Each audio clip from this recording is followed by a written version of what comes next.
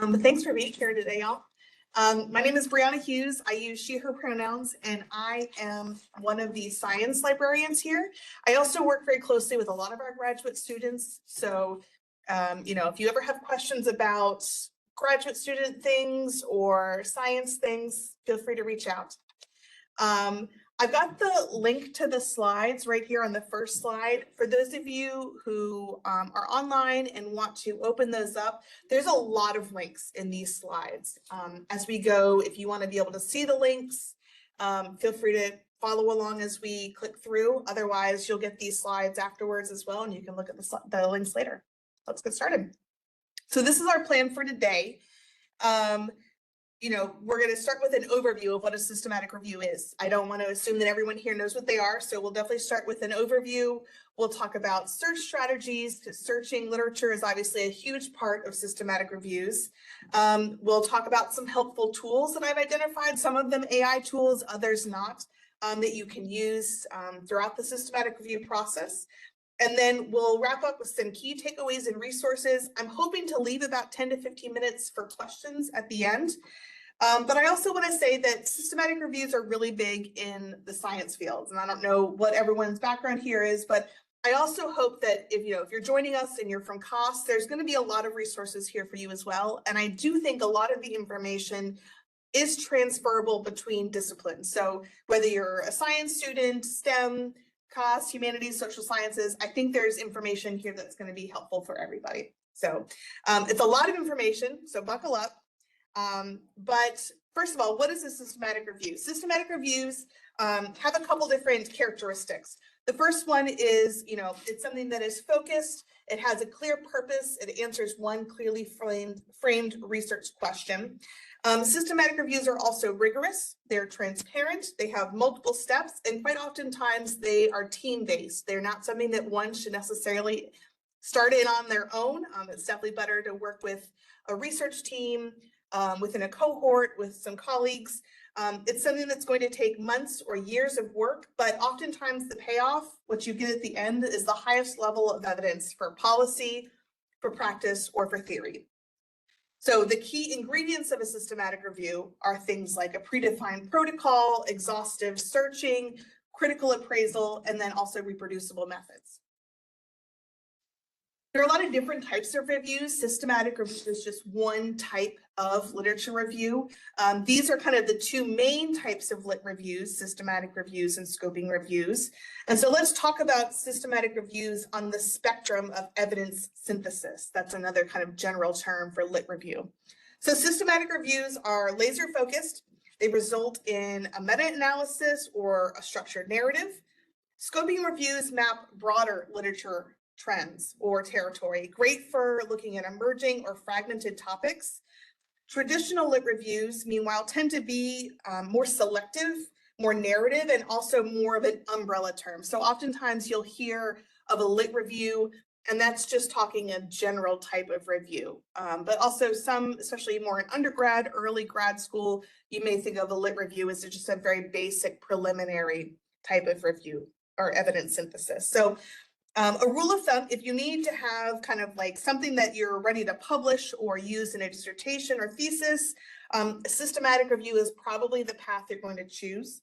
Otherwise, thinking about a balance of what scope you're looking to encompass, how much time you have, what's your ultimate purpose of your review, that can certainly help dictate what type of review you do. I have a link here for a really helpful decision tree that's from, I think it's from Colgate or anyway, from another library that can really walk you through the different types of reviews and help guide you to the one that's the best choice for your project, your field of research, or your discipline. Okay. So let's take a look now at the steps for completing a systematic review. I've got 6 here, including some sub-steps. Depending on different sources, you may find more steps, fewer number of steps combined, but the list I put together is what I like to think of, and I have, like I said, 6 steps. So the first 2, defining your research question. So framing your question, I like PICO. It's what I use most often when I'm thinking about research questions at this level. which stands for population, intervention, control, and outcome. And I've got that outlined at the bottom of the slide there. There are other variations of this.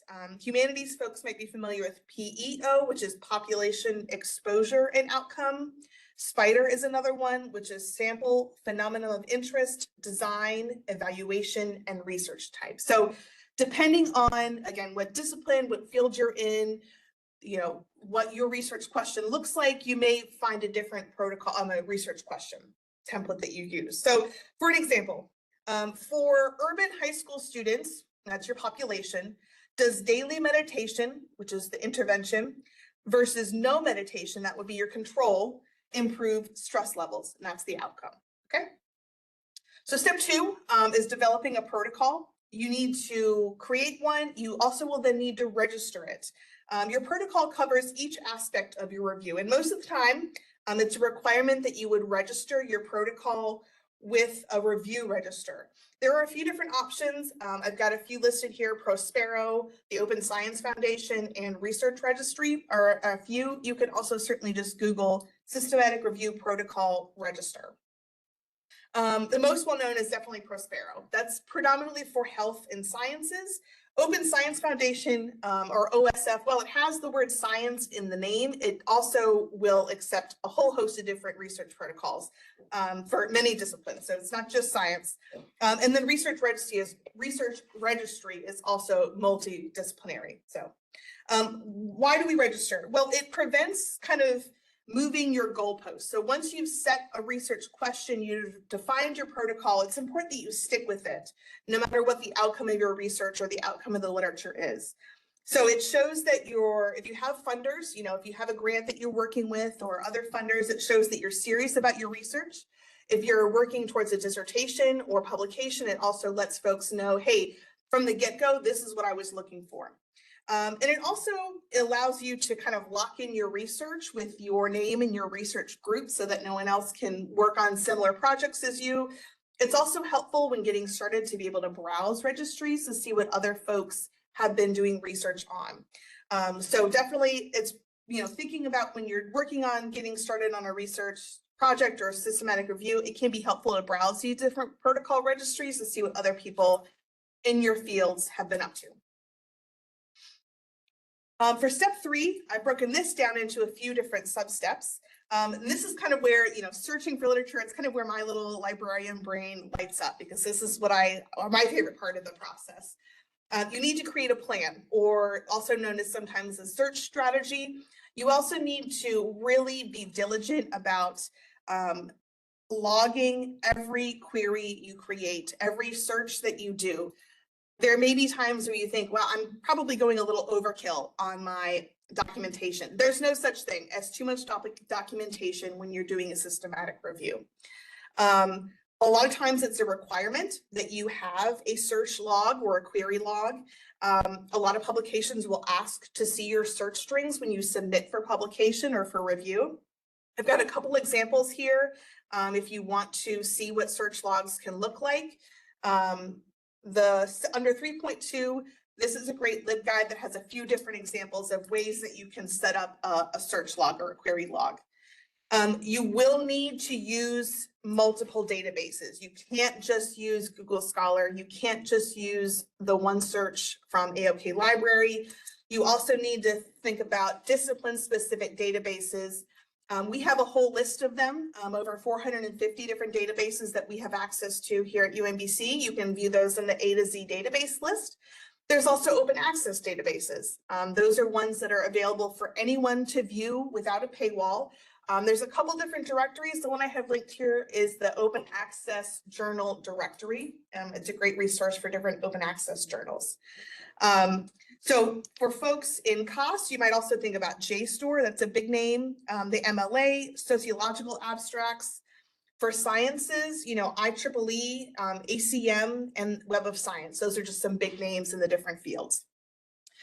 Gray literature is something that a lot of folks don't necessarily think about. It's also kind of a nebulous term. When we talk about gray literature, it includes things like government reports, reports from different entities, policy documents, conference proceedings are considered gray literature, dissertations, definitely. preprints, working papers, all these kinds of things that don't come out of traditionally published academic journals. Some of these can be found through OneSearch. We also have dedicated databases that you can search dissertations in. So if you go to the A to Z list and you type in dissertations, there's 2 databases that you can look for dissertations. Some big databases like Web of Science, I think also Academic Search Ultimate will allow you to search preprints. There's also things like Archive and bioRxiv that have preprints, conference proceedings. So there are a lot of places that have the ability to search dedicated gray literature, but also sometimes you also will see them wrapped up in the rest of your literature search. I've got a few pro tips as we go here. So here's numbers 1 through 4. Definitely think about books. Don't forget books. They are certainly something that can and should be included in systematic reviews. Obviously that includes ebooks and hard copy books. Some systematic reviews, not a lot, but some do get published in book format. I mentioned gray literature. You will need to do some hand searching, so don't rely just on search results that come out of Google Scholar or AOK OneSearch. So looking within a journal, browse a table of contents for each issue, because there are some things that for whatever reason don't get picked up in traditional electronic searches. So that's called hand searching when you're going issue by issue, volume by volume of different journals. Look at reference lists. So if you have an article, make sure you're always looking at the full list of references at the end of each article, conference proceedings. And then this is a great time to get your librarian involved. This is I think one of the biggest chunks of work that come out of a systematic review is this literature searching. So to try to tackle it all on your own or even within your research group can be kind of overwhelming. And also bear in mind that this is something that librarians do all day long. We do these kind of searching all the time. So think of it as working smarter, not harder, right? Get us involved. Even if it's something like, hey, I found a mention of this one conference proceeding in another journal, but I can't find it. I can't get access to this conference proceeding. Can you help me track it down? And we're more than happy to work with you to find that. We'll oftentimes get our interlibrary loan office involved and help us out finding these things. So, when it comes to lit searching, the librarians, we're the professionals, but definitely reach out to us. All right, so step 4 is when you have gathered all your literature or a bulk of your literature, you have to start screening it. I think the lit searching can be the longest time spent in a task within a systematic review. I think lit screening can be the most laborious time spent in a systematic review. So this is when you are looking at every piece of literature that you've identified and deciding what gets kept as part of your analysis, as part of your review, and what gets kicked to the curb. So you will need probably a minimum of 3 reviewers, including yourself. Usually 3 to 4 is what's generally considered standard. And blind reviewing is also recommended. So each of you are looking at each piece of literature that you've gathered, deciding on your own whether this is something that gets kept as part of the systematic review or whether it gets discarded. The first step, there's usually 2 stages of a lit screening. The first is to just look at title and abstract. Okay, based on the title and abstract, does this fit within our research question, within our protocol? If yes, set it to the side. If no, set it to the other side. And if maybe, there is going to be a bucket for maybe. And then a lot of times you'll come back together as a group and review those maybes.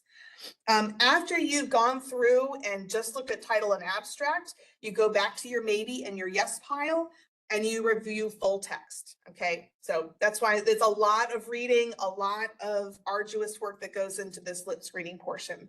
There are some tools out there that can be really helpful with this lit screening process. Rayan is one that I happen to be familiar with and have used and I like. It's also free, which is a big plus. A lot of these kind of higher level tools for systematic reviews do cost. I mentioned Rayan a little bit later when I talk about the tools, but I just thought I'd mention it here as well. As with every other step of the systematic review process, documentation is key. You'll need to, for every piece of literature you look at, write down your justification for your decision, you know, why you decided to keep it, why you decided to get rid of it, why is it a maybe? Again, because eventually you'll be coming back together as a research group and talking about the decisions you made. And there may be also times where potential reviewers, your dissertation panel may have questions about why did you include this piece of literature? Did you look at this article? If, you know, why isn't it included in your review? So again, documentation is key. So the fifth step, or the first part of the fifth step, is extracting the data. So you need to identify what part of each piece of literature that you're keeping relates to your systematic review. So you will need to kind of determine what fields you're collecting before you start your lit review. So at minimum, study ID, what is the various PICO elements of the piece of literature you're looking at, sample size, outcomes, effect estimates. So I've included some examples up here in these templates and examples links. Underneath those, you can see a few different examples of different data points that you might keep and how you might organize them. Duplication extraction, something else I'll mention. When you have two people to look at transcription errors. So a lot of times you're doing transcripts, you're looking at full text of these articles. I've really thought a thorough guide from Covidence, which is a big name in systematic review. That's the bottom link there. That really goes through point by point about data extraction. And a quick note about Covidence. Many of you have probably heard of it if you're familiar with systematic reviews. It's one of the most popular tools for systematic reviews, and it does help with a few different of the steps that I've outlined here. However, it does cost quite a bit of money, and we don't have a subscription to it. There are institutional subscriptions out there. UMBC does not have one. It would be great if we did. I'm always pushing for one, but their website does have a lot of helpful articles and guides for conducting reviews. So definitely check them out. Even though we don't have a Covidence subscription, I think the website has still got good information on it. Next, thinking about quality. So the quality of your lit searching, the quality of your review. A lot of times it's called a risk of bias assessment. There are a lot of tools or kind of metrics out there that you can use to assess bias in your review. Obviously, when humans are involved, there's going to be bias. And no matter how many times we try to make sure we're not being biased about the literature we're keeping, you know, no matter how many blind reviews you do, number of people on your review panel, there's always going to be some risk of bias. And so tools like this will help you kind of make sure that you're staying as close to unbiased as possible. It's not required most of the time. A lot of times you won't have a review panel or like a journal asked to see your risk of bias assessment, but it may come up. It's definitely recommended.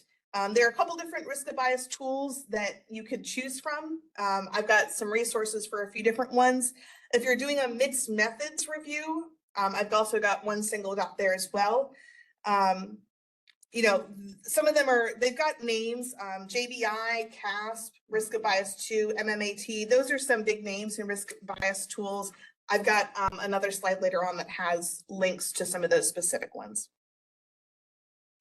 So then synthesizing your literature, kind of pulling it all together, writing up your report or your paper, whatever it is, based on the data that you've extracted. If you did a quantitative study, you'll probably have a meta-analysis if your studies are compatible.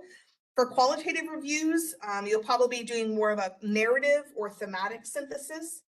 I would definitely encourage you to look at Prisma 2020. It's a great checklist that goes through each of the sections of a systematic review. It's kind of the standard for a lot of folks for systematic review reports. And then again, when you're pulling your appendix or your different discussion sections together, including a search log is oftentimes expected.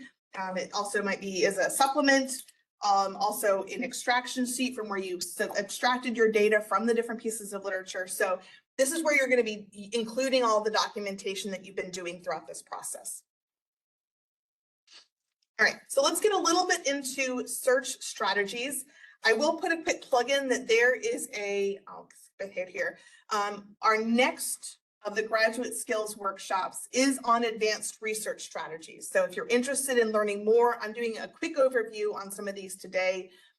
Monday, November 11th, I think it's from 12 to 1. It's online only, but I have the full information on that one a little bit later on here, but let's back up a second. So, you know, we're all familiar at this point about how to search a database, but there are some more advanced search strategies that will really help you dig into the full breadth of the literature for your topic.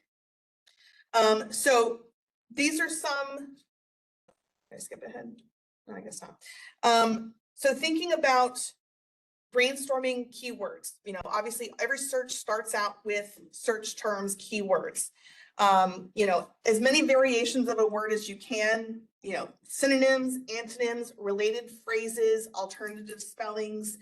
I like to create a table, usually either in Google Sheets or a table in a Google Doc. I've got an example of what that might look like here. Will help you kind of document and organize your search terms. So a lot of times I'll start out with what database am I searching in? What search terms did I use? How many results did I see? What date am I searching on? And again, that will make sure that I'm not duplicating my search efforts, but also just keep that documentation organized. So I mentioned synonyms, antonyms, related phrases. It can be helpful sometimes to look at thesauri or authority files, subject word lists. This is a pretty good list of different thesauri and authority files. Some of them are discipline specific. Also thinking about, you know, just going to the dictionary and looking up alternative or international spelling variations. There's also different lists of standardized language. So if you're working in natural sciences, medical fields, MESH is a big one, the medical subject headings list. Other subject headings, like such as ones from the Library of Congress, controlled vocabularies, different ontologies. There's a lot of different examples of word lists that you can look at to help you identify some new and, you know, new search terms that you hadn't thought of before.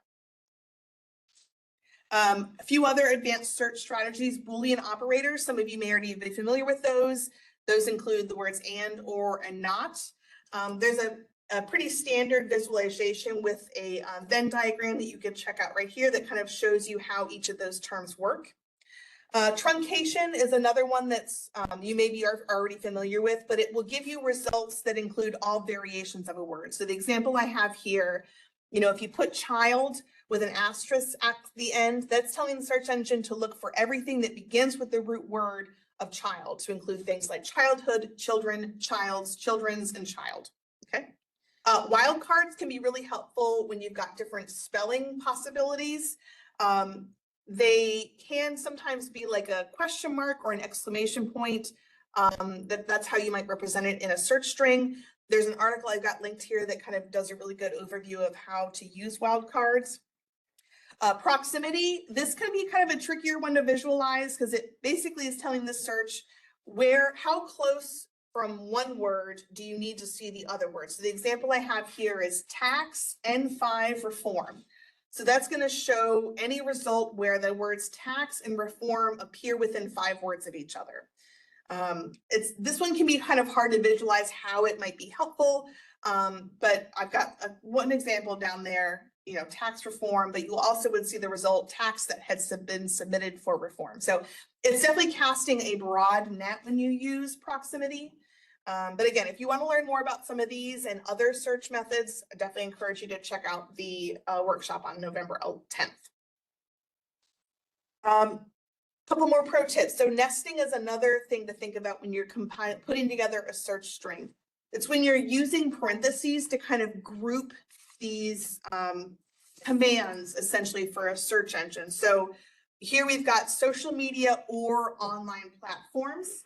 So that's one command for the search engine, and teenagers or adolescents, and impact or effect. It can be helpful for yourself to visualize things when you've got them chunked into these different commands essentially, but it also does help the search engine. So I do recommend using nesting parentheses when you are putting together a search string. If you look at examples of search strings, most of the time they will be structured with these nesting parentheses. And then variations for all these techniques, different databases have different kind of ways and different symbols that you might use when you're incorporating some of these more advanced strategies. So if you're starting to use a new database for the first time and you're not really sure what their accepted method is, I recommend you check your subject librarian, ask, say, hey, what are the different advanced search strategy nuances for this particular database I should be aware of? Most databases also, believe it or not, have an FAQ or a help page that you can Google, like JSTOR FAQ or IEEE help.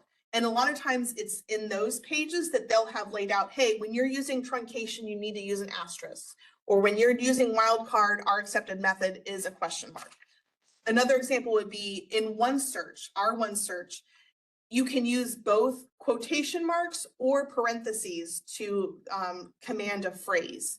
So social media, you can put that in quotation marks or parentheses. Other search engines for other databases won't accept the parentheses as kind of a showing a phrase. So just some more examples of how databases definitely vary. So I mentioned earlier that we have over 450 different databases. If you go to our A to Z database list, it will show all of them. It's pretty easy to search. You can filter by discipline. You can also type in keywords and have it show you all of the sociology databases or all of the biology databases. Our research guides are also a great starting point. If you're not familiar with what databases we have for your subject area, you might want to check out the research guide for your discipline. We have one for every major and program and discipline on campus. So a great place to start if you are new to UMBC or new to this kind of advanced discipline specific research. I do want to make a note here. We don't have Scopus. Scopus is probably, for some of you may be familiar with it, it's a big name in science or STEM research. We do have Web of Science as a substitute. I think it's a very equal substitute. I like Web of Science. I'm very familiar with it. I think it's a great database. So if you are looking for Scopus on our database list, you know, we don't have it. We have Web of Science instead. But I just wanted to mention that because it is a question that I get from time to time.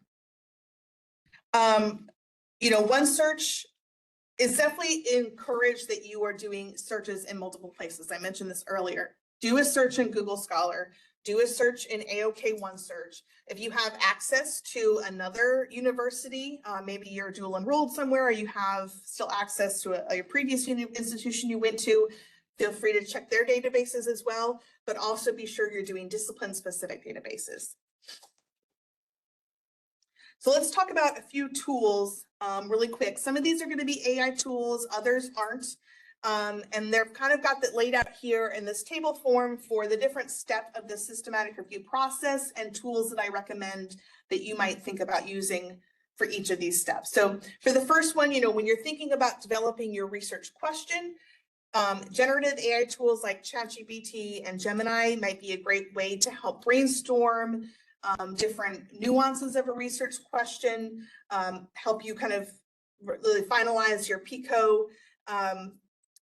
You know, and all of this is to say, if you choose to use AI tools, I use AI tools. I know that there's probably a big divide among students about whether to use them or not, but I just wanted to talk about some of these just in case you're interested in using them.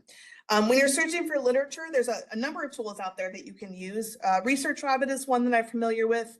Both it and Litmaps create these kinds of webs of resources, webs of articles that will show you articles connected to one another. It's nice data visualization with both of those tools. Semantic Scholar, Elicit, and Connected Papers also do very similar things. Connected Papers, I think, is the best of these tools. It is also the least or the lowest tech of these tools. It doesn't have a very fancy user interface. It's pretty low tech, but it still, I think, gives the best results of all of these. When you're in the screening process, I mentioned Rayanne. It's a great one. It's cloud-based, so you can, within your research group, all sign up for an account, all be working on your screening process within Rayanne from different devices. It allows you to kind of log your decision about each piece of literature that you're looking at, and then go back and kind of look at the results, compare, you know, in that maybe pile of pieces, look at the different pieces that you've tagged as maybe. AS review is also another good one.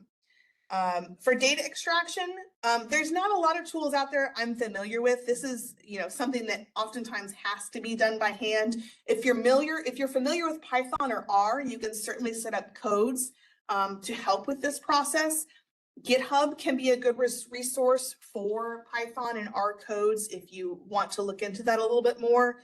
But if you're not familiar with those, a lot of times you just kind of have to do it yourself. Julius is another one that's really great for statistics. It's an AI tool that's good for statistics if you're working in that as well. No AI, I do want to make sure I emphasize that no AI tool is 100% accurate. It's really important that you are verifying a lot of this, double checking a lot of the work that the AI tools are doing. Pico Portal is another one that I've heard of, but it isn't free. And so a lot of these tools have, free or freemium or paid levels. So definitely be thinking about, what am I willing to pay? What is my research group comfortable paying? What kind of risk are we willing to take? How much extra work are we willing to take to do kind of review or spot checking of the AI's work? So I mentioned quality appraisal back, I think it was step 5, but thinking about, these kinds of tools will look at, when you're looking at a risk assessment, risk of bias assessment, these are different. They aren't often required, but some people like to use them. I mentioned some of these names already. JBI Critical Appraisal Tool has a few different tools within it. It has also the broadest coverage, so for a number of different disciplines can use it. CASP checklist is kind of quick. It's really just a checklist that you would just do hand coding with. It's quick and intuitive. And then the Newcastle Ottawa scale is really good for observational studies. So choose one. If you want to use it, definitely stick with its guidance, and you can sort of include what its outcome is in your supplements or your appendix. All right, so real quick before we wrap up the content, I want to leave you with kind of 3 main takeaways, or the 3 big ideas. So systematic reviews are not meant to be something that you can put together in a couple of months. A lot of times it takes 6 months to a year to do one. Putting together as much detailed plans, documentation will certainly make your life easier as you get towards the end of it, because you may have a reviewer or someone on your committee that says, hey, where do you have this documentation about your systematic review? You need to be able to provide that. Transparency is not negotiable. It's often a requirement that you are transparent about how you arrived at these methods, how you did your data coding, how you did your extraction, every bit of it. And this ties back to documentation. You really need to be transparent about how each step went for you. And then really, I mentioned all these tools. They can be great. They can be a big help. But in the end, you need to trust your gut, trust your own judgment, because ultimately that's going to be what's held accountable, is your own judgment. I've got a few specific resources that I wanted to highlight. Cochrane Handbook for Systematic Reviews of Interventions is another big name in systematic reviews. Cochrane, their guides and the big handbook here are for health sciences specifically, but I do feel like a lot of the content is cross-disciplinary. So even if you're not doing systematic review in the health fields, definitely check out the handbook. It's available for free on their website. Prisma is another name that you're going to see over and over again within the world of systematic reviews. They have a lot of really great resources. Again, the user interface of their website is not fancy, and there is a learning curve to Prisma and to a lot of systematic review content. But if you are willing to take a dive into it, I encourage you to check out Prisma and all of their content. I have not yet put together a resource guide for systematic reviews. This is the first time in the semester that we're offering this workshop. So it's a new thing for us to be talking so much about systematic reviews. I do hope to put one together someday, maybe over winter break. But in the meantime, there are 2 really good ones here that I've listed, one from College Park and one from UNC, their health sciences library. Both of these are really robust, have a lot of content, and I think are really solid library guides if you're interested in looking into them. A quick note for folks who are joining us from humanities or social sciences fields. I think it's becoming more and more commonplace for folks within the humanities and social sciences to be doing or asked to do systematic reviews, although historically, systematic reviews are grounded in medical sciences and a lot of STEM fields. So I wanted to be sure to include some very humanities and social sciences specific resources so that our friends in those fields don't feel left out. You know, EPPI Center, that's a great resource for conducting systematic reviews in these fields. The Cochrane-Campbell Handbook and Campbell on their own, the systematic review. The last thing there is an open access journal that publishes only systematic reviews in social sciences. So if you want to see some examples of what a systematic review in social sciences might look like, check that out. And like I said, Cochrane-Campbell Handbook is another good one for social sciences. I mentioned this earlier, but protocols can be registered at the Open Science Foundation if you're doing humanities and social sciences work, even though the word science is in the field. They have a kind of a generalized systematic review registration form where you would use to register your protocol. There's a really good article from AOK OneSearch that I've included here, Systematic Review Toolbox. It's a good one. And then Ramses 2 is reporting standards if you're doing a theory-driven lit review or evaluation. All right. Real quick before we get to Q&A, I have some resources here if you are getting started in systematic review, or even if you're in the middle of one and you want help. Definitely encourage you to get in touch with your librarian. If you are new to UMBC or don't already know this, each of the departments on campus has a subject-specific librarian that works with them. So no matter what department you're with, please reach out to your librarian. Here we've got the full list of departments, the librarians that work with them, our email addresses, so you can send us an email directly, or you can schedule an appointment with us by clicking on these buttons over here. You also can follow us on MyUMBC for the rest of our semester's workshops. I've got the 2 remaining ones in our grad skills series listed at the bottom on the right. I mentioned the advanced research strategies. That one's Monday, November 10th from 12 to 1. And then managing and organizing your research. Going to be a lot about that, documenting your research, how to keep your files organized, naming conventions, tips on how to stay organized and stay on top of all of your PDFs that you're downloading, all those sorts of things. That one's from 4 to 5, Tuesday the 18th. That one, like this one, is hybrid. So if you want to attend in person, you can, or you can join online. The advanced research strategies is online only. Again, the link to the slides for today are here. We also have a feedback form if you want to offer feedback about our workshop today. I'm going to leave this up and get to your questions. So we've got a few more people have joined us online.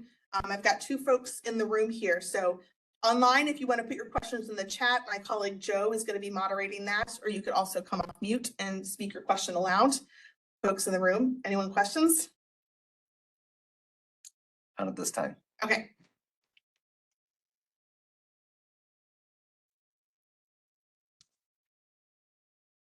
Yeah, go for it. I had a question. So if I'm already doing research and I'm looking for I already have sources, but I'm not sure if I might need more to complement the ones I already have. Would I be able to use some of the things that you're mentioning here? Yeah. So that kind of also leads me into another question about how do I know when I have enough sources, right? So systematic reviews are about gathering all the resources, all of the articles that have ever been published on your topic. And something I don't really address in this workshop, but it does come up in our other lit review workshops that happened earlier in the semester, is about how to keep searching passively once you're kind of done with the active searching phase of your systematic review. So ultimately, you can always be adding new articles to your systematic review or whatever type of lit review you're doing. So because there's always new things being published, right? And there's always great literature that's coming out. Conferences are always going on. There's always going to be conference proceedings to add. Eventually, though, we'll have a deadline, whether it's that chapter of your dissertation is due, or there's a proposal deadline, a call for proposal for a conference you're looking to attend. And you eventually have to say, okay, I have to stop searching and move on to getting my thing ready to submit. So to answer your question, yeah, some of these things will be great for helping you kind of find more sources because you're never going to be done until you have to be done, right? And when you're doing active searching, a good way to know you've kind of reached the depths of that literature is when you start to see the same articles over and over again and you stop seeing anything new. When you're seeing, no matter where you're searching, whether it's Google, you've searched all the places and you're not seeing anything new, that's a pretty good indication that you've really reached the bottom of that literature, that pool of literature. Thank you. Yeah. Anyone online have any questions?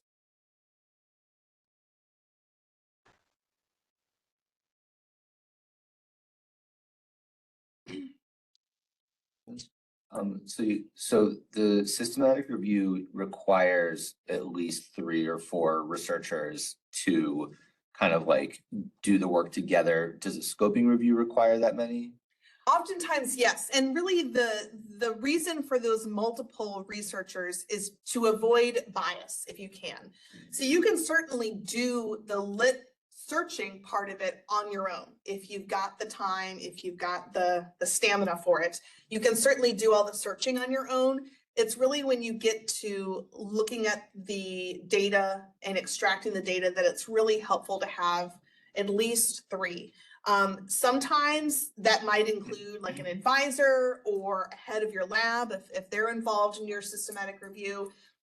Some students involve librarians in that, although I'm not sure if that's something that we could take on capacity wise here, but it is known to happen that librarians will be involved in this. But if you're working on a research project with folks at other institutions, maybe they have folks that they can tap into to help with that process, but really it's all about avoiding bias. Got it. Mhm.